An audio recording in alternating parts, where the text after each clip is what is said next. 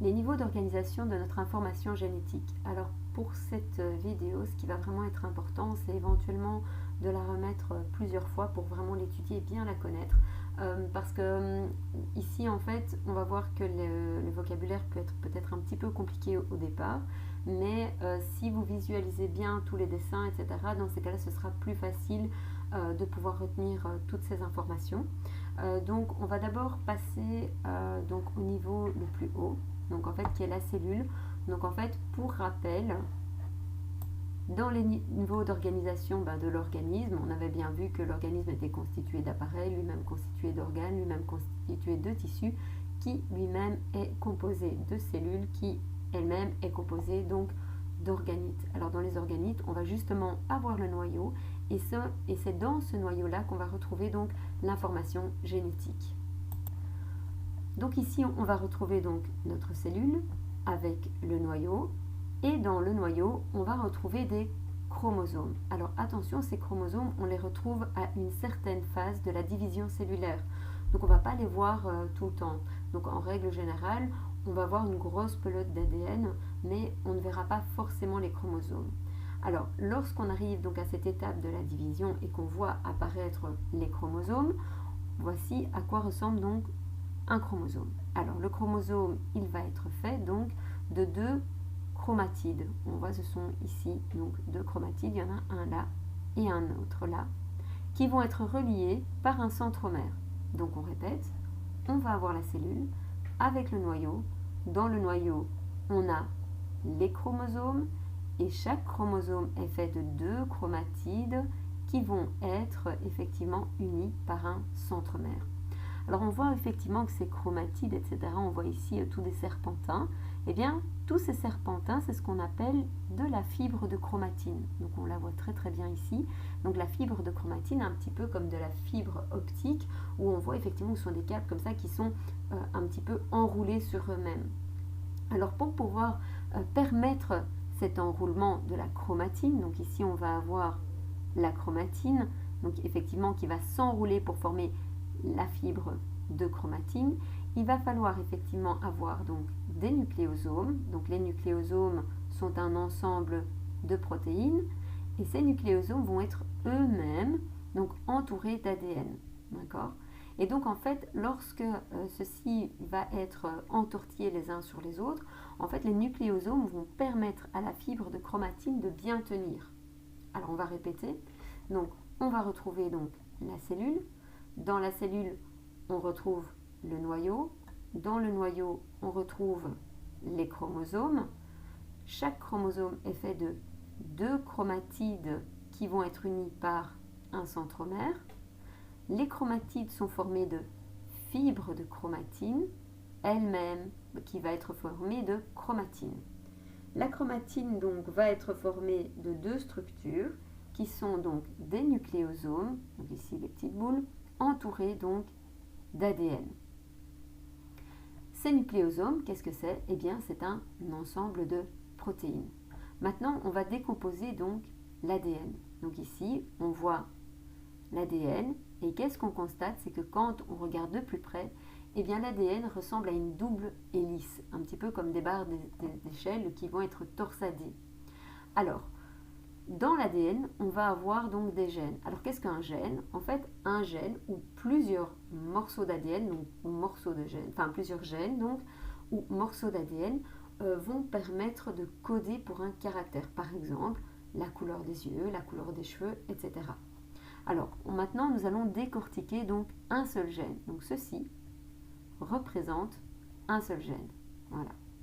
Donc on va répéter à nouveau. Ce que je vous dis, ça va vraiment être le fait qu'on répète et répète encore et encore, que vous allez vraiment vous mettre tout le vocabulaire donc, dans la tête. Donc on a la cellule.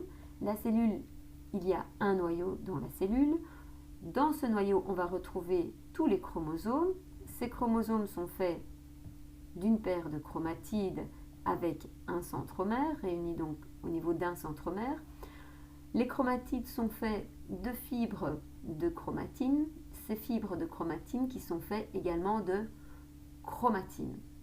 Alors, la chromatine, elle est faite de deux structures, deux nucléosomes qui est un ensemble de protéines entourées d'ADN. l'ADN, c'est une double hélice, d'accord, qui va être formée de gènes. Les gènes sont ici. Alors, qu'est-ce qu'on va se rendre compte? C'est que les gènes vont être faits de nucléotides. Donc, on les voit ici, les nucléotides. Les nucléotides, c'est quoi? Eh bien là, on voit qu'il y a quelque chose de rose plus pâle. C'est ce qu'on appelle le désoxyribose. Alors, pour faire facile, on va dire que c'est formé de sucre. On va avoir ici du phosphate. Donc voilà, ici du phosphate. Des liaisons d'hydrogène et qui vont se trouver entre des bases azotées, ici. Donc, les bases azotées. Ces bases azotées, on va en avoir 4 différentes. On va avoir le T, qui est la thymine, le A, l'adénine, le C, la cytosine, le G, la guanine. Donc, je répète au niveau du gène. Donc, au niveau du gène, on va avoir un ensemble de nucléotides. Les nucléotides sont formés de sucre, de phosphate, de bases azotées reliées par des liaisons d'hydrogène. Les bases azotées, il y en a 4 différentes: la thymine, l'adénine, la cytosine et la guanine. Alors encore un petit fait, regardez bien, on va constater qu'en fait l'adénine et la thymine vont toujours s'assembler ensemble et la cytosine et la guanine aussi. Donc en fait, ça il faut toujours bien faire attention, c'est que par exemple, on ne va pas avoir la cytosine qui va s'assembler avec la thymine. Donc ça ne va jamais s'arriver, c'est toujours la cytosine avec la guanine ou la guanine avec la cytosine, et inversement avec l'adénine et la thymine, on va également avoir la thymine avec l'adénine. Donc, répétons, mais cette fois-ci on va le faire dans l'autre sens, donc c'est-à-dire qu'on constate que des bases azotées réunies par une liaison d'hydrogène, le sucre et le phosphate vont faire des nucléotides. Un ensemble de nucléotides va permettre la formation d'un gène. Or, l'ensemble des gènes vont former une double hélice d'ADN. Cet ADN va s'enrouler autour de protéines qui vont former des nucléosomes. L'ensemble nucléosome et ADN va former de la chromatine qui va s'enrouler sur elle-même afin de former la fibre de chromatine. Cette fibre de chromatine va également s'enrouler sur elle-même pour former 2 chromatides reliés avec un centromère. L'ensemble chromatide et centromère vont former le chromosome. Ces chromosomes vont se trouver dans le noyau, qui est en fait le noyau de la cellule. Donc, dans quel organite se situe l'ADN dans la cellule? Eh bien, dans le noyau, ici, puisque n'oubliez pas que le noyau est un organite. Et à quoi ressemble une molécule d'ADN? À la double hélice, ici. Donc, c'est comme un peu une échelle qui va être torsadée. Alors, lorsque la molécule d'ADN est déroulée au maximum, elle mesure jusqu'à 8 cm de long pour les chromosomes les plus longs. Si on déroule l'ADN des 46 chromosomes, puisque dans le noyau de l'être humain, eh bien l'être humain est formé de 46 chromosomes, eh bien en fait si on les met bout à bout, on atteint les 2 mètres. Et le corps humain comporte environ 100 milliards de cellules. Donc je ne sais pas si vous imaginez, 100 milliards de cellules fois 2 mètres, ça nous fait donc 200 000 milliards de mètres d'ADN dans notre corps. Donc en fait c'est carrément énorme. En fait donc c'est vrai que même si ça fait 2 mètres, il faut imaginer que c'est tellement fin que ça va pouvoir rentrer dans le noyau de la cellule. Donc on se rend compte à quel point ça peut être très fin. Alors petite définition des gènes. Donc les gènes ce sont des petits morceaux d'ADN qui vont se situer où? Dans les chromosomes. Et donc c'est un peu comme les mots d'une phrase. Donc, chaque noyau de nos cellules possède entre 25 et 30 000 gènes. Et donc, chaque gène va avoir une fonction bien particulière. Alors, soit ils vont agir tout seuls pour former un caractère, soit il faudra plusieurs gènes pour pouvoir faire ce caractère.